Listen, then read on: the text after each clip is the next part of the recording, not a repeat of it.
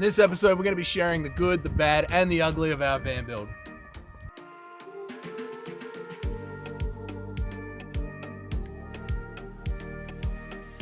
So, if you're thinking of doing a van build of your own, especially a simpler one, you might want to stay tuned for some of our tips and details of our experience ahead.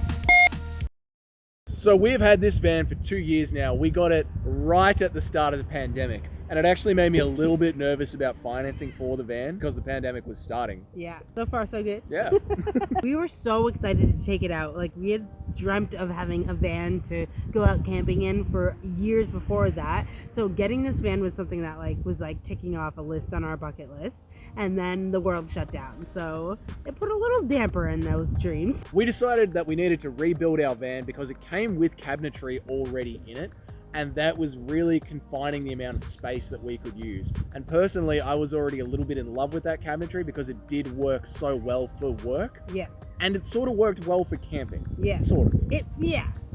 There were shelves in it, so we were able to use them, but they were made for a work van. Like, it was a complete work van with power in it. So we were like, this will be so easy to just use what we have for camping. And it did do its purpose. Yeah. Like, we were able to use what we had and get on the road right away. We literally just made a quick, easy bed and then threw a mattress on it, and we were able to get out there and go and still had power, and it was amazing. But the space was confined, which was one of the reasons that we decided to rebuild the camper van. Yeah. The second reason that we decided to rebuild the camper van is that the power bank in it did not work, and we got it repaired 3 or 4 times, ended up spending $2,000 overall just on getting the power system working, and we could just never get it to work. So at that point, I was like, rip it out. Because we saw all these portable power systems, and we're like, if we just have one of those, it will be so much easier. So as much as this is an upgrade of our van, we actually downgraded a lot of things to a more simpler version. So prior to this van build, we had 0 experience in van building. Luckily though, Doug had a lot of experience with power tools because of his line of work, so that did give us a leg up in a lot of ways, but we really did not have any experience when it came to specifically van building and what that entailed. And cabinet making. Yeah. Cabinet making and van building, no experience. General tools and know-how. Yeah. We wanted to give ourselves plenty of time to do this because we knew with our lack of experience it would take us a while. So we gave ourselves pretty much 3 months, the entire Melbourne winter. However, having said that, now that we've done it, you could do this build within 2 weeks. If you had every single day to work on it, you could do it in a couple of weeks, but we only had our Saturdays because we refuse to give up our Sundays because that's our day of rest. Yes. And we take that very seriously. And so we only worked on it on Sundays, so we were very limited in how much we could get done. And when we hit setbacks, we really got set back because we only have 1 day a week to work on the van build. So we finished it in a 3-month period, but if you really counted down how many days we actually worked on it, it probably would have been between 12 and 14. We don't really enjoy camping in the winter just because it is so cold. And if you know me, I'm not a fan of cold. So we don't really care for camping in the cold weather. We really just wanted it ready for the spring because that's when we love getting out in the van. That's our peak season. Going into summertime, we really wanted it done by then. So we weren't hard fixed on a deadline, but we knew we wanted it done by spring. When we were looking at the design that we were going to go with, we didn't expect it to be as hard as it was. I honestly felt like the build was going to go a lot easier for 2 reasons. Number 1, we weren't building a permanent camper van. It is a convertible camper van into a work van. Yeah. And number 2, I have a lot of experience already working with metal frameworks. He was really confident when it came to the metal framing. So I felt confident because, he has a lot of experience working on tools. And we had done so much research. We've watched so many videos. When I say research, I mean we watched a shit ton of YouTube videos. Thanks, YouTube. And so we watched so many videos. We really brainstormed all of it out, and we just felt like we had a really good hold on to things, knowing of course that we're gonna hit setbacks and things aren't gonna go as to plan. But as far as our knowledge, I thought that we had a pretty good grip on okay, we just have to follow these plans. And I also, because we watched so many videos on it, I saw how fun it looked, and everyone's bantering and having fun and just like painting and decorating. When you watch these van build videos, they just show like clips of them drilling and screwing. You don't see the whole day, the whole 8 hours where they're in the garage and it's raining and it's cold and they're drilling and the drill's not working. They break the drill bit and they have to go back to the hardware store, and all those things that happen to us many times. You don't really get the full picture of that when you're watching these van build videos. So as much as I knew that things were going to go wrong, I thought it was going to be a lot more fun because it was something we were looking forward to doing for so long, and it was like such a big thing for us. It was such like a, oh my god, I can't believe we're finally doing it, that I was so excited. But like first week I was like, I'm over it. And I hate the cold weather and winter's not my favorite, so I knew that that was playing a part into it. But oh my goodness, it was way less enjoyable than I expected.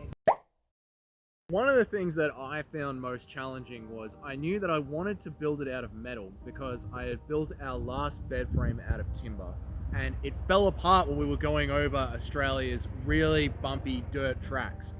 And I do metal framing for work, so I knew that I wanted to build this bed frame out of metal to make it nice and strong so we could travel around with the bed not breaking. One moment there's a helicopter. Now I'll get a little bit technical here just for a second, but the metal that I use at work is a much thinner gauge. Gauge is the thickness of the metal. When we went to Bunnings, you can see that I picked a really nice square, thick, sturdy metal, which I am now super happy that we used because it doesn't bend. It is really strong. I've been working in it for weeks now. Once it's all screwed together, it is together. But screwing into it and building it, I tried several different drill bits. I tried several different screws. I kept experimenting and mixing with roofing screws and metal screws and drill bits, and it would just melt everything. Nothing would screw through this metal. Or snap, like literally drill pieces were just snapping, and I was buying heavy duty drill pieces. Like the diamond steel cut and it just like we were looking at all the heavy duty stuff. So we were like so excited because we had something that was super durable, like it was going to last, but it was really hard to work with. Oh god. To me, as building it, the most challenging part was the fact that I had to put so many screws in every single joint. Like every joint has essentially 4 screws in it because I use an L bracket to connect things. In the rain, in the cold, every single one of those 4 joining sections was a battle. Yeah. That was super challenging for me because my patience is, I lack it. Yeah. Another thing to highlight is like the dynamics in a van build, especially if it's not just you working on the van build. There's 2 people there or more with 2 very different skill sets and 2 very different communication levels. That's exactly what I was saying, communication it's styles. just it was very, very challenging in that aspect. Because I'm a very visual learner, and then he already has his work experience with tools, so he's talking in all these words that I don't understand, and I'm like, okay, you need to break that down, and then I'm like trying to explain, like brainstorm different like ideas of how we could do something, but I don't know how to communicate it because I'm talking in a totally different way, and so it was like we kept hitting heads in that aspect, and we would really have to like take a step back and be like, okay, I'm just trying to explain this and this. It got really, really tiring, and it felt combative at times because we were just bumping heads.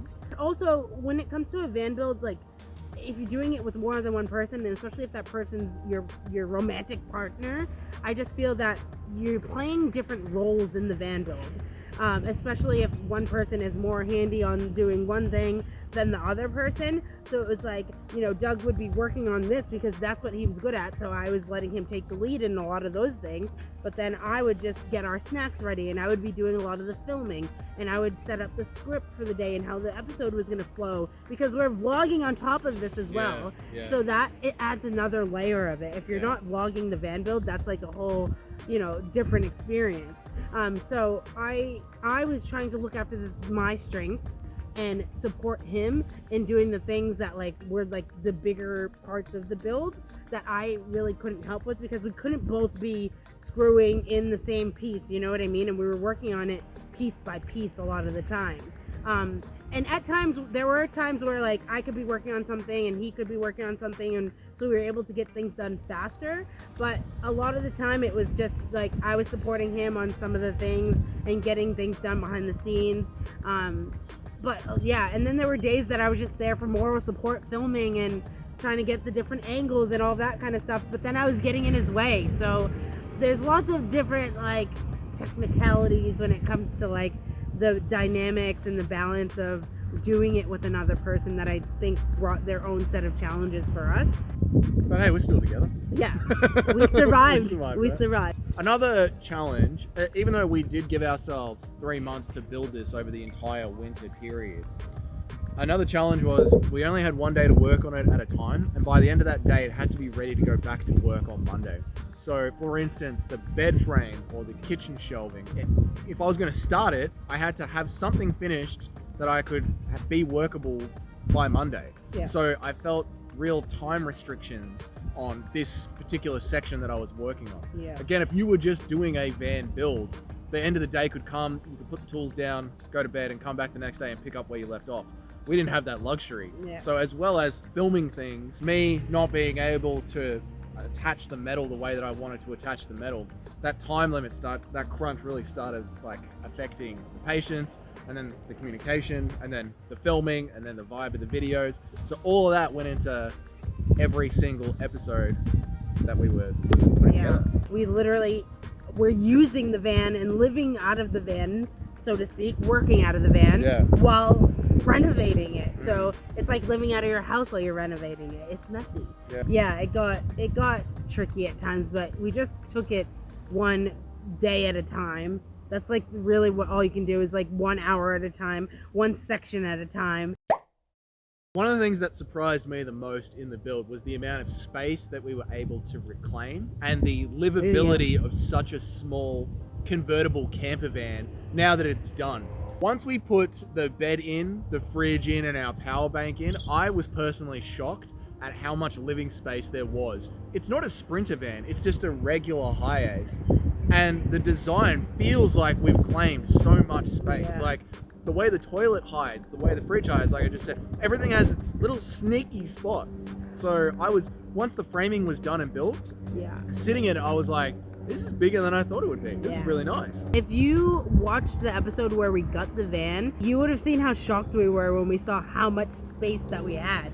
It was amazing to me how much space that those shelves that we were using, that we were so happy to have, how much space they took in the van. I didn't realize how small our bed was until we gutted the van. I was like, we slept in this tiny space and we made it work. But yeah, the amount of space that we were using actually surprised me.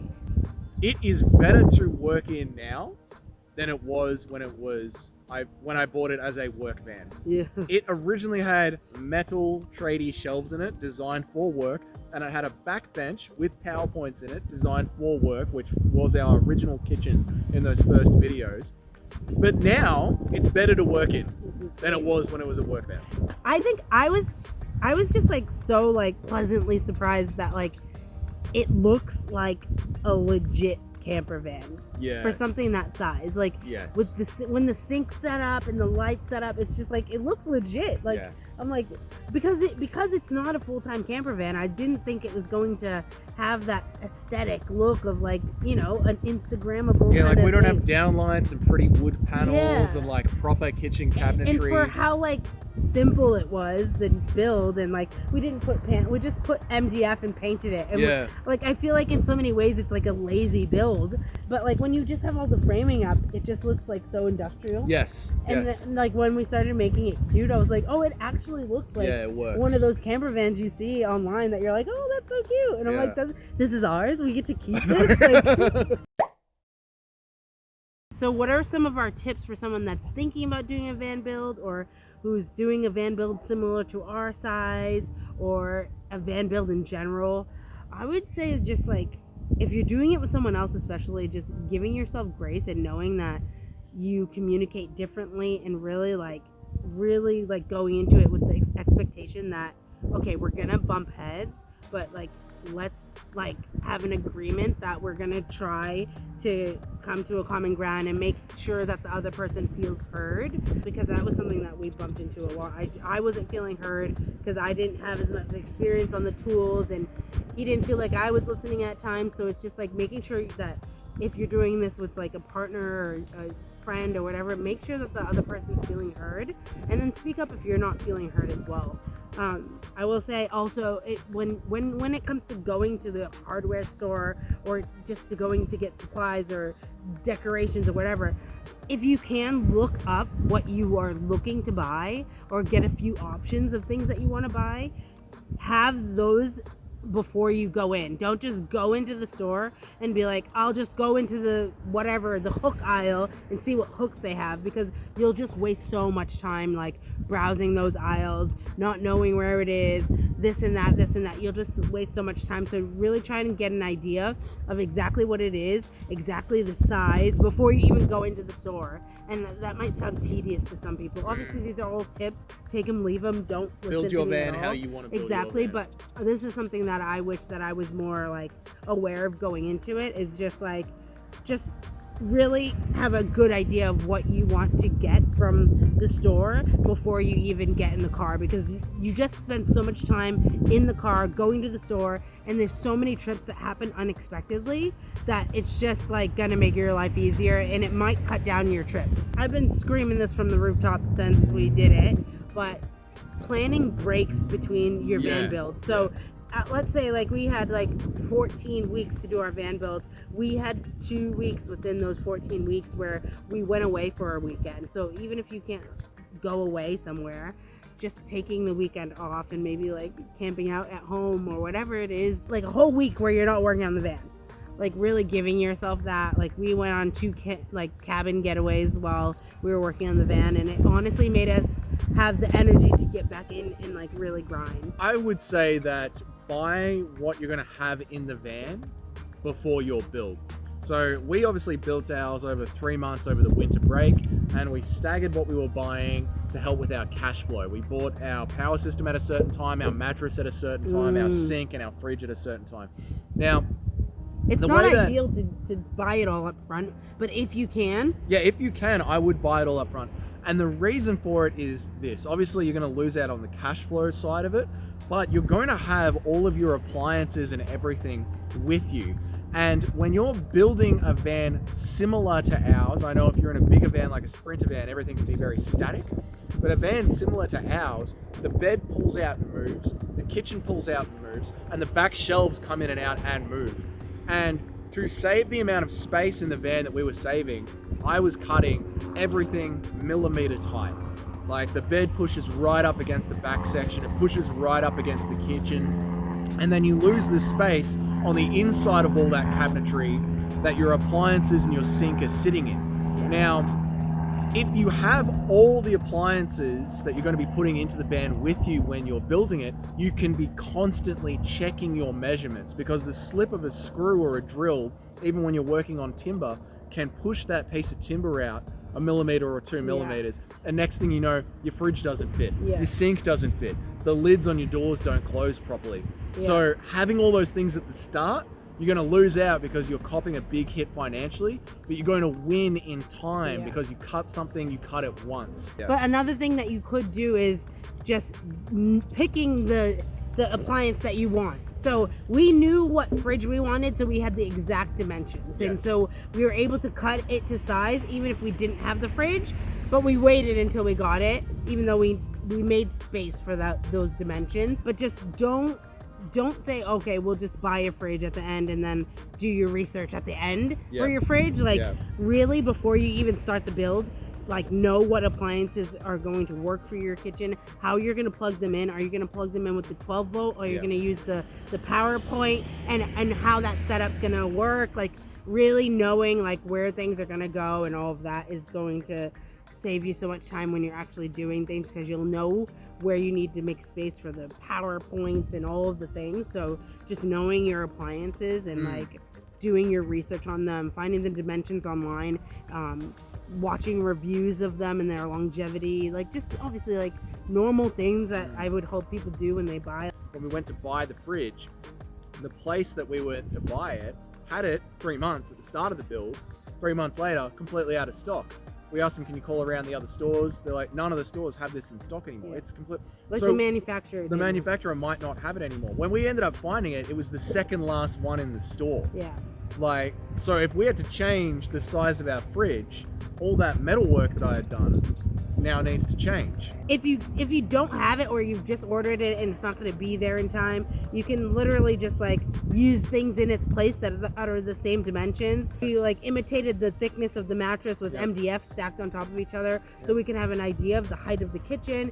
So that was like really hard because we didn't have the mattress, but we also didn't know what mattress we wanted. Like using cardboard as like a rough draft for when you're cutting out a piece with the jigsaw or whatever you're using. Using cardboard to cut out the shape, because not everything is as it looks. It's not as simple as it looks. Like the piece might look rectangular when you look at it, but when you really take into consideration where the corners hit, it actually has like a curve, or it goes in a little bit. And you don't really realize that, so doing like a cardboard cutout of the piece before you cut into like the actual MDF or whatever material you're using is going to save you a lot of time, but it's also going to save you money, because if you mess up, it's on cardboard. And we didn't learn that mistake until like a few weeks into the van build, but it really helped. Yeah, last tip, and I think whether you're renovating a house or renovating a van, I find this a lot in my personal experience. The materials cost twice as much as you think it's going to cost. And the good thing about that is, once you finish the build, if you have any money left over, you can now spend that on your holiday, or if you're doing it on your house, you can buy yourself some nice furniture. Yeah. Double your price. And time. And time, yeah. Double your price and time. If you want to get your van done as quick as possible, you're going to have to prioritize and sacrifice. And that might mean missing out on social events. That might mean like having a quiet Friday. Towards the end of our build, we were giving up not only our every Saturday, we were giving up our Friday nights to go and get supplies, because the Saturday mornings when we were supposed to get started right into the build, we would have to go and get this and this from that store and that store. So we started doing that on Friday nights. And so we weren't going out for dinner on Friday nights anymore. We were like, okay, we're going to get groceries and supplies, so that's going to save us time on Saturday. So you're really giving up time. But for us, it was worth it, because we knew we were going to meet our deadline of finishing the camper van for spring. You know, making the priorities and making the sacrifices to get it done for when you want to. I think if you're in a crunch time frame, if you have an unlimited time frame, this is probably not relevant to you, but if you're really trying to like crunch time, it's possible, but you do have to make a lot of sacrifices, and you're going to be exhausted. Now, the big question is, would we do it again? Yes. Would you? It was torture, but we would do it again. 100%. Yes, we've already talked about doing it again, and we did say that we feel like it would go smoother. We learned a lot about what to take into consideration when it comes to a van build. Like we were saying, it's not just rectangles. There's a lot of little corners that you have to take into consideration. But I feel like we gained a lot of knowledge as to what is needed and how things work, where to find them in the hardware store. So if we were to do this exact build again, it would be a lot easier. So yes, I would do it again. I would do this again because I've learned so much now about what materials work in the van, what materials don't work in the van. And also moving forward, as this channel continues to grow and as our businesses continue to grow, it would be nice to have a dedicated van just for traveling. Yeah. So I would want to build that one myself again, because it is so satisfying building things exactly the way that you like them, in the layout that you like them. And when you go through YouTube and watch a lot of pre-built vans, they tend to look a bit corporate, a bit hotel roomy. Yeah. I mean, it depends who you go with. I will say that. But like the ones that are made from like the big companies, like VW makes theirs, they just have that look, like he just said. But I know there's companies out there that's like a solo person that runs them. They really make them like make it nice and customized to you and like all that kind of stuff. But they're expensive. They're expensive, and I feel like we now have, you know, we don't have infinite skills. We don't know how to do the electrical work, but I do feel that we have enough skills to build a bigger van for ourselves the way that we would like it. I would get someone to work with me on the electrical. Yeah, definitely. Like of course, there's things in maybe cabinetry. I don't know, but like I feel like we could do it, but I'm sure we would outsource a few things. But I feel like we have a lot more knowledge, and that's one of the things that we did get from this. We got a lot more knowledge on like how we would do this if we had to do it all over again. Enough to say that I would definitely do it again. Yeah, I would do it again. Yeah. Leave us a comment. Have you built a van? What did you learn during it? Would you do it again? Let this comment section be a space for people who are thinking about building a van and all the reasons why they shouldn't do it. Yeah, leave some tips in the comments, because our van build was a very simple one, and I know that there's a lot of people that have these really amazing, extravagant van builds. So definitely leave your tips in the comments below, because it might help us on a future build that we might or might not do. But it also is going to help other people that might have come to this video because they're thinking about doing a van build. So let's share the love. Let's leave some comments, and maybe just leave a comment if you just want to cheer us on, okay? Or if you don't like us, let us know. Put it in the comments. Yeah. It all helps. Whatever the reason is that brought you here to this video, whether you just like watching van videos like we do, or you are someone that's been hanging around our little place here on the interwebs, I hope you enjoyed this video, and I would love it if you hit the like button to let us know.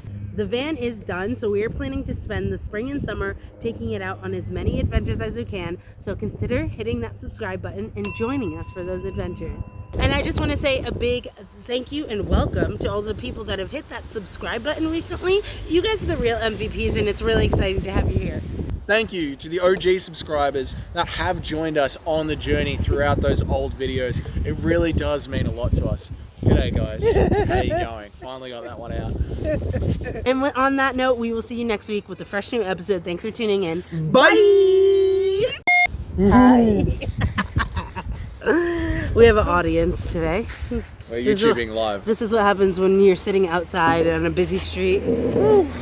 Sipping on an iced coffee. This iced coffee is worth its way through me. I gotta go to the bathroom. Ew. You just pooped. I gotta go again.